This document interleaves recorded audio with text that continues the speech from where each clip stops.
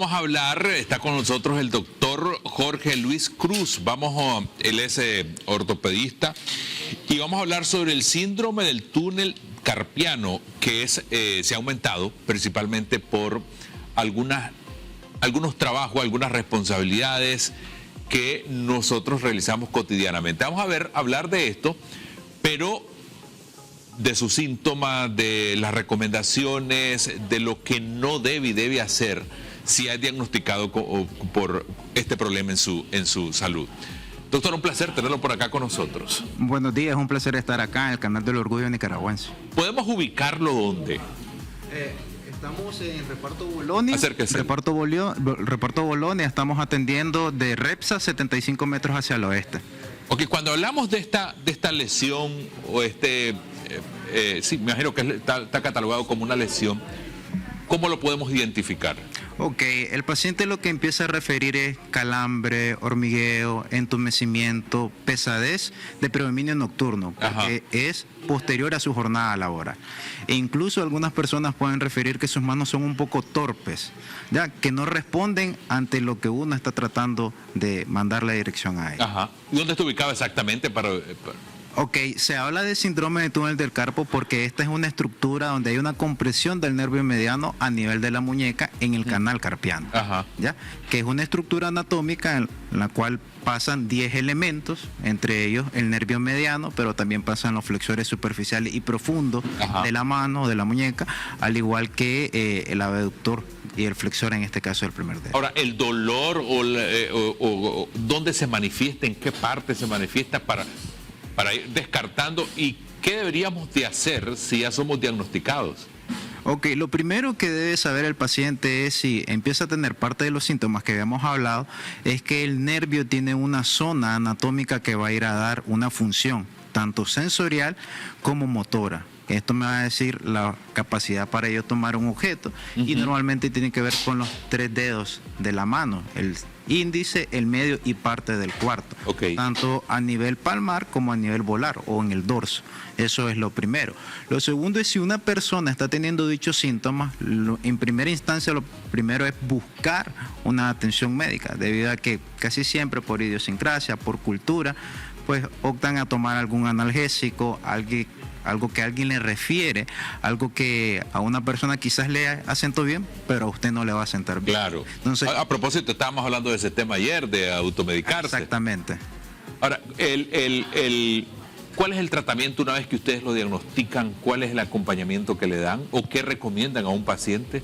Ok, en primera instancia, una vez que se hace el diagnóstico, que va soportado en el 80% en la clínica, hay estudios complementarios que hay que hacer, porque eso nos indica el pronóstico que el paciente tiene a mediano y a corto plazo, y más aún si al paciente se va a pensar en algún procedimiento quirúrgico, que siempre es la última instancia. Las primeras etapas de tratamiento se basan en antiinflamatorios no esteroideos o analgésicos. Sin embargo, también tiene que ir acompañado de órtesis o férula para descanso nocturno.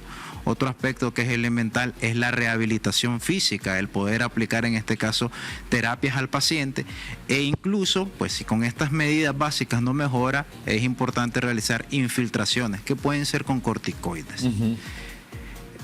Si el paciente tiene una evolución tórpida con todo estos tratamientos A, B o C, lo que hacemos en este caso en algunos, dependiendo del pronóstico, según la lesión que puede establecerse a través de un estudio que se llama electromiografía, optar a una cirugía. De acuerdo. ¿Cuáles son las causas principales, en base a su experiencia, que ha identificado? Ok, primero tiene que ver mucho que hay factores predisponentes. Las damas, las personas que tienen problemas de tiroides, los pacientes que tienen antecedentes de enfermedades autoinmunes como la artritis reumatoidea, son personas que tienen una predisposición a desarrollarla mucho más. Pero un ambiente que es extremadamente importante es la actividad laboral que el paciente realiza. Aquí hablamos de operarios, trabajadores de la construcción, docentes, conductores, los mismos médicos, cualquier persona, las personas que están en un call center, que trabajan más de 7 a 8 horas con una actividad constante y cada 2 horas no tienen un reposo. El uso de computadoras. Exactamente. Pues. Esas son personas que con el paso del tiempo, por un efecto acumulativo que genera una compresión y el flujo sanguíneo hacia el nervio se ve deficiente, inician a tener un edema y es lo que empieza a generar el síntoma. Claro. Las personas que son abordadas, que pasaron todo el procedimiento, se lograron recuperar, pero siguen haciendo esa actividad sin la precaución o las recomendaciones que el doctor le pudo haber dado, ¿puede recaer? Ese es un aspecto elemental. Es importante saber de que si uno tiene una enfermedad como esta y se le diagnostica de origen laboral y le hacen un tratamiento, hablemos de que lleguen hasta fondo y a un procedimiento quirúrgico, pero va a volver al mismo trajín, a la misma intensidad, a la misma actividad, obviamente va a tener crisis e incluso puede llegar a tener hasta incapacidad. Ajá. Por eso es importante, dentro de la comprensión de dicha patología, el dar recomendaciones tanto al paciente como al empleador, de si es posible rotar, disminuir ciertas cargas, permitir ciertos lapsos de descansos entre ciertas actividades laborales.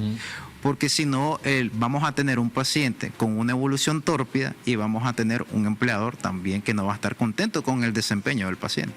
Ahora, a veces las personas que padecen de este problema muy probablemente les va a acompañar el resto de su vida. O sea, va a ser un problema que va a necesitar atención más allá de si dejaron de trabajar en la empresa o si se jubilaron, por ejemplo.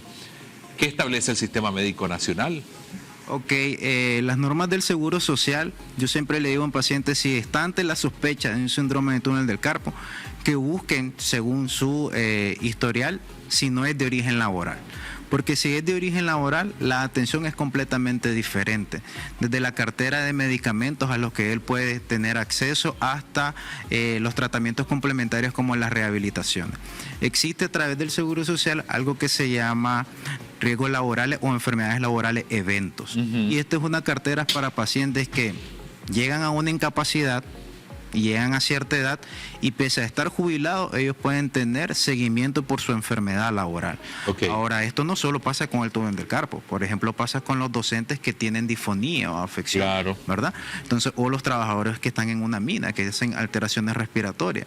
Ese es número uno. Luego está los pacientes de que ya le declararon una enfermedad, pero además de que le declararon la enfermedad, por X y razón, la empresa en la que trabajaba quebró o esa empresa ya no está en el país, con el acta que le dan, él puede ir al INSS y el INSS le otorga una institución de salud donde van a darle seguimiento a dicha patología. De acuerdo. Así que si ya está diagnosticado como una enfermedad laboral, eso no significa de que él ya no vaya a tener seguimiento.